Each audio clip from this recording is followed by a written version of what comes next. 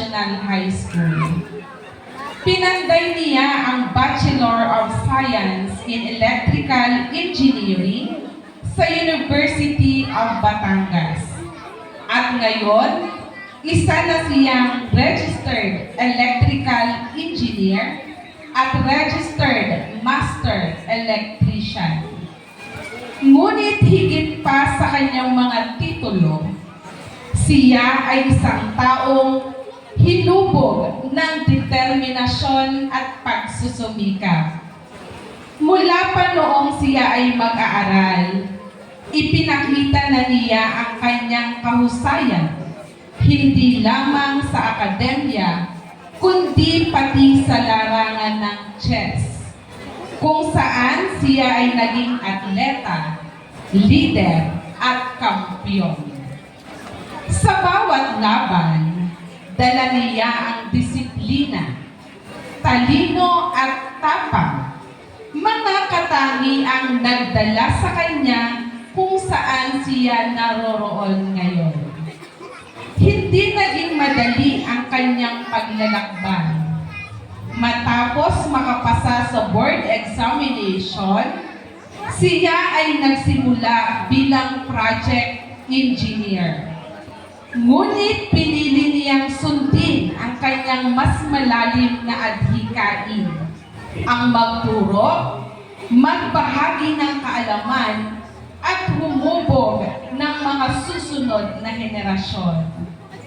Ngayon, siya ay isang iginagalang na guro sa Batangas State University, Alangilan Campus, kung saan patuloy niyang ginagabayan ang mga mag-aaral, hindi lamang sa kanilang akademikong paglalakbay, kundi pati sa kanilang pangarap sa buhay. Siya ay isang tagapayo, isang inspirasyon, at isang ilaw sa landas ng mga estudyante. Higit pa rito, siya rin ang may-ari ng EAC Review Center, kung saan walang pagod niyang tinutulungan ang mga nangangarap maging engineer. Sa kanyang dedikasyon, marami ang nagtagumpay, mga pangarap na naging realidad dahil sa kanyang paggabay. Sa kabila ng kanyang mga tagumpay, nanatili siyang mapagkumbaba at patuloy na nagsusumikap. Ngayon ay tinatahak ang kanyang master's degree upang lalo pang mapabuti ang kanyang kakayahan bilang leader at guro. Mga kapatid, ang ating panauhing tagapagsalita ay hindi lamang isang profesional. Siya ay isang inspirasyon, isang patunay na ang tagumpay ay hindi nasusukat sa talino lamang, kundi sa puso, tiyaga at paniniwala sa sariling kakayahan. Sa malugod na palakpakan, atin pong tanggapin ang ating panauhing tagapagsalita, Engineer Annalyn A. Cueto.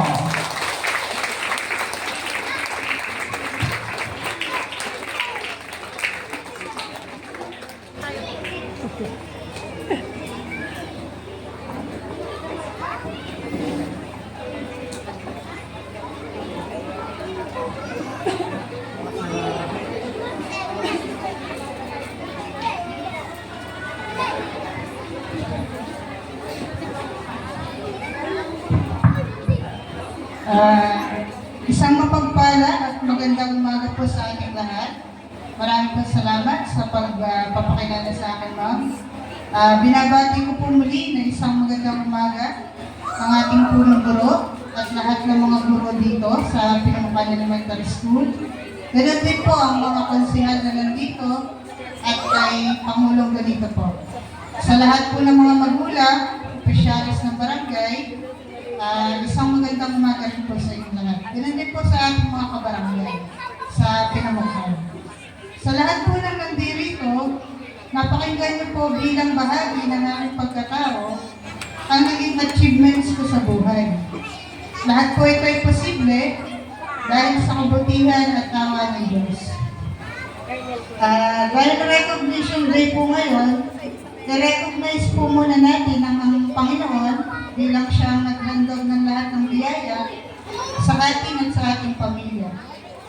Sa lahat ng achievements ko po mula elementary hanggang ngayon nagtatrabaho na, bihira po yung makuha ko bilang tagapagsalita. Ako po kasi medyo mahiyain. At madami din po akong trabaho lagi. So first time ko pong magsalita sa harap ng maraming tao.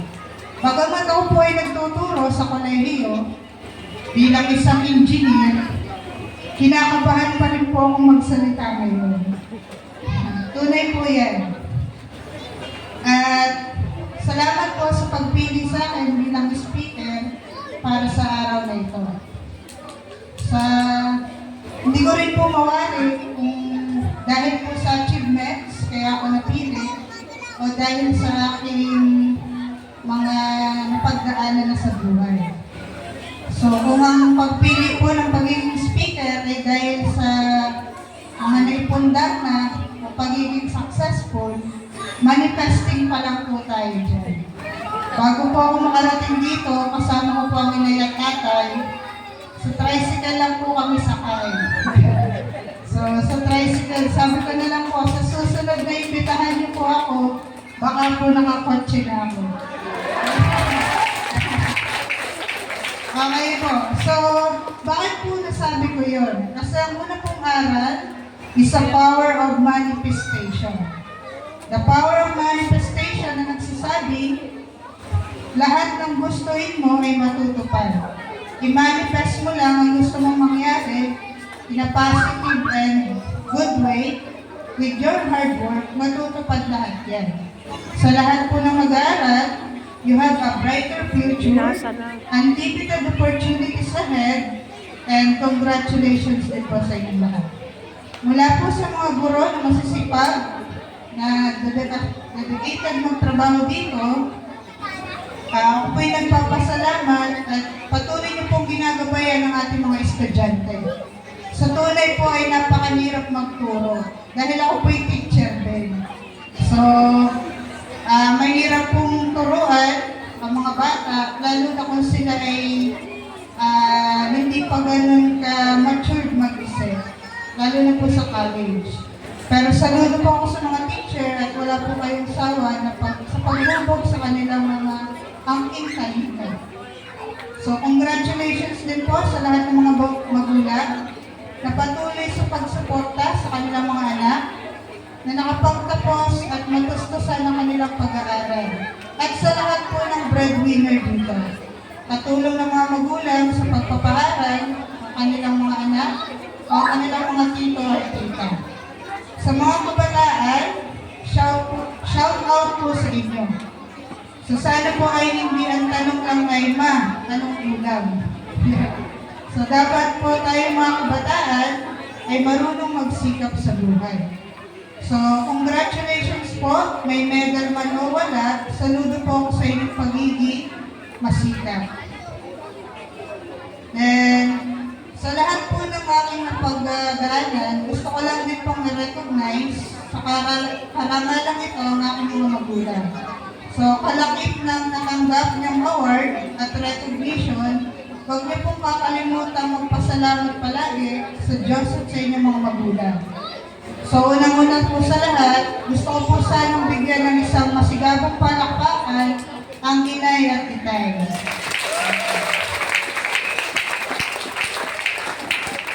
Ganun din po sa lahat ng mga magulang. So, gusto ko po sanang pasalamatan dahil kung wala po sila, hindi po ako magiging speaker ngayon. So, hindi po hadlang ang kahirapan sa mga taong may matinding pagsusumikap gaya ng aking mga magulang. So, i-share ko lang din po nung po ay elementary student pa lang, sa paaralang ito, ay medyo kinakapos din po sa baon. Sa pang-araw-araw po, lagi ko po nakikita yung bigat ng trabaho ng aking mga magulang. aking pong ina ay napakasipag magluto at ang tatay naman po ay masipag magdagat at maghalaman. Hindi po consistent or stable yung kanilang kinikita, pero kami po ay nairaos nilang mapagtapos kami anim na magkakapatid. Lahat po kami nakapagtapos sa kolehiyo at nagbibigay suporta sa aming mga magulang. And nung elementary po ako, naranasan ko din po yung gawain bilang isang anak. So hindi ko po alam kung yung mga anak dito ay may mga mabibigat na trabaho habang bata pa. Pero nung bata pa po ako ay tumutulong na sa aking ama't ina. So maalam po ako magtinda at lalong higit sa lahat, maalam po ako mag-ayos ng pangawil ng tatay. Yan. Isisinghay ko po yun doon sa PVC at papaikutin sa basket. Kung may guluman po, ako nang aayos. Maalam din po ako magtanim ng mais at balikboy. So, naalala ko lang po. At higit sa lahat, maalam po ako mamuti ng atis. Alam ko po yung pikit at mulat ng atis. So, the best memory po ng elementary days ko ay yung mangahoy mag-isa papunta sa bayanan. Mag-isa lang po akong mangangahoy kung saan meron po akong dalang gulong or itak na nakasabit sa aking balakang. Ang hindi ko lang po alam kung may mga loko-loko ay tatagayin ko ba siya or mananakbo na lang. Ayan. So, nung elementary ko ay medyo mulat na po ako sa pagtatrabaho. At marami pong salamat sa mga magulang dito na patuloy na sinusuportahan ng mga anak. At dahil po gano'n ang aking gawain, simple lang po ang aking pangarap noon. Ang pangarap ko lang po talaga noon ay maging mag-aatis. Gusto ko lang po maging mag-aatis kung saan marami akong makukuhang atis at marami po akong may ibentang atis. Gano'n lang po aking pangarap noon. Pero dahil may power of manifestation, nangarap din po ako ng mas higit pa. Mas higit pa na baka sakali matutupad ko ito. So bago po ako nangarap maging engineer, nangarap muna po ako na sumweldo ng malaki para maibigay sa inay at sa tatay. Yun po talaga ang pangarap ko. Kahit anong trabaho, basta may sweldo, ibibigay ko po sa inay at sa tatay. So, gano'n lang po kasimple ang aking pangarap.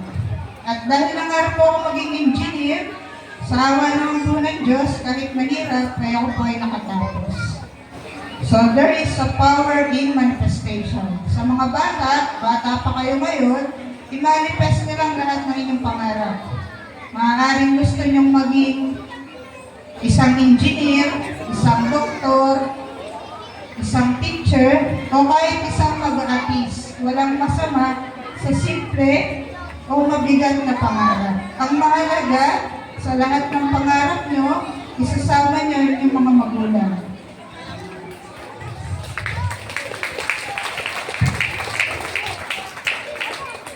Then, ang sunod naman po, if there is a power in manifestation, surround yourself by a good people, and in your inspiration, sila yung may malaking impact sa inyong buhay. So, ang una pong inspirasyon na yung tatay. Dahil ang tatay nga po ay isang mag-aatis. So, kami po ang magkakasama habang nangunguha ng atis. Hindi ko na po mabilang kung gano'ng kadaming taing ng aking nabuhat, taing ng atis. Ang alam ko lang po ay masaya naman po manguha ng atis. And, ang inay naman po ay magaling magluto. So, at dahil po magaling magluto ang inay, sinasama din po ako sa inay para magtinda ng kanyang mga luto. So, ang padalo po ay bukod sa pagkakaroon ng manifestation, ay pagiging responsable. Maging responsable kayo, hindi lang sa inyong mga gawain, pati sa pagtulong sa inyong mga magulang. Una sa lahat, hindi nagsasabi ang ating mga magulang. Kung sila man ay pagod na o kinakapos, hindi nila yun sasabihin sa inyo. Ganon sila kabait sa atin. Kaya sana, ibalik natin to sa kahit anong pwede natin itulong sa kanila. At lagi nang titingnan na mas mataas ang inyong mga magulang. Ang tingin ko po sa akin inay ay teacher, ang tingin ko po sa akin tatay ay doktor. Dapat mataas po palagi ang pagtingin niyo sa inyong magulang. Para mas mataas din ang inyong marating sa buhay. At sa lahat po yan, huwag niyo pong kakalimutan na magdasal. So ang pangatlo naman po, their prayers are powerful. So sa lahat ng mga mag-aaral dito, naway naturuan kayo magdasal. Dahil nung ako po elementary, ang lagi ko pong kasama yung Kuya Arnel. Ang Kuya Arnel po ay napakagaling magdasal. Sa ulo po niya lahat ng dasal. At sa kanya po ako lagi sumasama. Kaya bata pa lang po ay marami na akong natutunang dasal. At pag po ang bata ay maaari magdasal, lumalaki po siyang mabuti. Lumalaki po siyang may takot sa Diyos. So, sa mga magulang, turuan niyo po ang ating mga anak na magdasal. Hindi man po halata sa akin, maaari po ako magdasal. At lagi po ako sumisimba. So, prayers are powerful, prayers are healing. So, sa mga panahon ngayon na ang ating mga kabataan ay may mga pinapagdaanan, idalangin niyo lang sa Diyos at lahat yan ay inyong malalampasan. At ang isa pa po ay be yourself. So, sa mga panahon po ngayon, madami po sa ating kabataan ay nakikiuso lang. Kung ano yung uso, yun ang kanilang ginagawa. Meron po sa ibang kabataan natin na nagbe-vape, nagbubulakbol, or hindi pumapasok. So sana po iniwasan natin yan. Ibayin niyo po ang investment sa pag-aaral. Dahil napakalaking bagay kapag kayo ay nakapagtapos. Huwag niyo pa sasayangin ang pinapaharal sa inyo na inyong mga magulang. And be yourself. Sabi nga po, sa mundong ito, wala kang kaparehas. Ikaw talaga yan. At lagi niyong papatunayan na kung minamaliit ka ng ibang tao, ay hayaan mo lang. Kasi kung pagsusumikapan mo, may mararating at mararating ka sa buhay. Embrace your flaws with confidence and find your purpose in life. I spend most time sa pag-review. Pero I make sure lagi din akong present sa aking mga parents. Always show up and do your best. So yung pagtuturo ko po medyo mahirap kasi bagamat ako po ay may review center, ako lang po talaga nagtuturo doon. Ang tinuturo ko po ay 25 to 30 plus subject. Ako lang po lahat na nagtuturo nun. So kung noong mga panahon po una-una, kung hindi po ako naniwala sa aking sarili, ay hindi ko po yung masisimulan. At kung hindi ko po yung nasimulan, hindi ko po matutupad yung pangarap ng ibang estudyante. So madami po na nagre-review sa akin ay medyo pinakapos sa budget. So kaya po yung mga estudyante ko ay minsan ay nagsasabi sa akin kung sila ay kinakapos. Ang mahalaga po ay tinutulungan ko silang matupad ang kanilang pangarap. At hindi man po sa pagyayabang, nakaka 100% po kami. Lahat po na estudyante ko ay pumapasa. At ang tumatak po sa aking isipan, na sinabi ng aking estudyante ay, Ma'am, salamat, engineer na po ako. Ma'am, salamat sa hindi pagsuko sa akin. Engineer na po kaming lahat. Ma'am, salamat sa hindi pagsuko sa aking anak. Ma'am, salamat. At ako po ay may maganda ng trabaho. So sa lahat ng yun, natupad ko yun dahil naniwala ako sa aking sarili. Binabati ko din kung meron akong estudyante dito. Sure ako, April 2026, makakapasa na kayo sa board exam. There is a power in manifestation. At sa lahat ng kabataan, payo ko lang sa inyo, i-change nyo inyong pangarap. Huwag kayong matatakot. take a risk, and never give up. Gusto ko rin pasalamatan lahat ng mga guro ngayon dahil kung hindi sa kanila, sa kanilang kabutihan, hindi po ako makakatapos ng elementarya. So, mabubuti po at masisipag yung mga guro natin ngayon. Gusto ko pong pasalamatan din ang aking coach dati sa chess, si Ma'am Maripe. Wow! Wala po yun sa script, pero nung nakita ko si Ma'am, naalala ko lahat. Kasi nung elementary po ako, si Ma'am po yung sumasama sa akin sa mga paglaban namin ng chess. Hanggang sa naging high school po ako, player ako ng chess. Hanggang sa naging college po ako, player ako ng chess. At ako po ay naging champion sa buong Batangas. Ngayon po ako ay electrical engineer, nai-invite pa rin po ako sa paglalaro ng chess at buong Batangas po ay ako yung captain nila. Kaya talagang malaking impact po sa akin ang chess. At sa mga bata po, maglaro po kayo ng chess dahil nakakahusay po yan mag-isip. Yan po din ang payo ko sa inyo. So, maglaro kayo ng chess, maglaro din kayo ng ibang laro. Huwag lang puro cellphone. Yan lang po. At sa lahat-lahat po, gusto ko lang i-summarize na palagi niyong papasalamatan ng Diyos, palagi niyong papasalamatan ng inyong mga magulang, palagi niyo silang titingnan ng may paggalang, ganun din na inyong mga guro. Huwag niyong hahayaan na ang inyong mga pangarap ay walang marating. Kasi meron at meron kayong mararating. Power of manifestation, taking action, being responsible, power of prayers, chase your dreams, never give up, embrace the power of being authentic, huwag kayong gagaya dahil ito ay nakaka-cool. So, mas maigi ay paglaanan niyo ng oras sa pagiging productive sa pag-aaral. And sabihin ko lang din that the power is equal to work overtime. Ayan, may exam po tayo. Power is equal to work overtime. So meaning, para mag-work ang inyong pangarap, kailangan maglahat kayo ng oras. So hindi pwede nangangarap ka lang, pero wala kang ginagawa para sa iyong sarili. Be a better version of yourself and improve yourself more. Always pray and be grateful enough. Power is essential.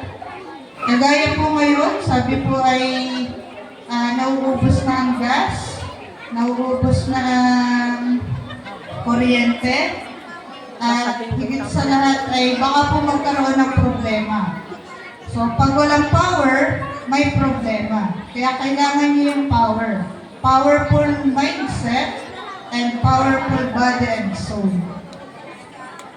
I-emphasize ko lang din po na as electrical engineer, gusto ko sabihin sa inyo na ignite your heart with those powerful dreams. With your actions, no resistance can drop your potential. Lahat po kayo dito ay may potential. Kahit yung pinakamaliit, kahit yung babago pa lang magsasalita, malaki po ang magiging potential nyo. At sa mga magulang, huwag niyo pong susukuhan na inyong mga anak. Baka po 20 years from now, yung anak niyo naman po ang nagsasalita dito. Okay po? So baka po 20 years from now, anak niyo naman po ang guest speaker dito. So sa atin pong lahat, tiisin po muna natin ngayon, pati yung pagmahal ng gasolina, at balang araw, papabor din sa atin ang panahon. Gusto ko lang din pong iwanan yung Jeremiah chapter 29 verse 11. For I know the plans I have for you, declares the Lord, plans to prosper you and not to harm you, and plans to give you hope and future. Sa lahat po muli, maraming pong salamat at salamat po sa inyong pakikinig. Yun lang po.